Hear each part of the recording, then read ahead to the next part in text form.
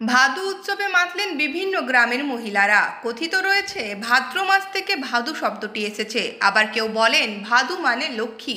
যেহেতু লক্ষ্মী বিভিন্ন সময়ে পূজিত হন, তাই ভাদ্র মাসের লক্ষ্মীকে পৃথকভাবে চিহ্নিত করার জন্য ভাদু পুজোর প্রচলন হয়। অন্য মত রয়েছে, সেই মতে ভাদুর সঙ্গে বাস্তবের কাহিনী জড়িয়ে রয়েছে। এই মতে ভাদ্রবতীর সংক্ষিপ্ত নাম ভাদু। তিনি পুরুলিয়ার কাশীপুরের এক রাজা নীলমণি সিংদেবের কন্যা। তিনি অন্তজ শ্রেণীর একজনকে ভালোবাসতেন।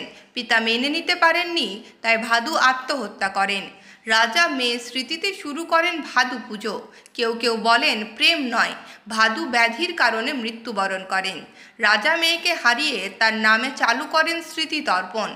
সেই উপলক্ষে কাশীপুর ব্লকের বিভিন্ন গ্রামের মহিলারা সারা রাত জুড়ে ভাদু গানে মেতে থাকেন।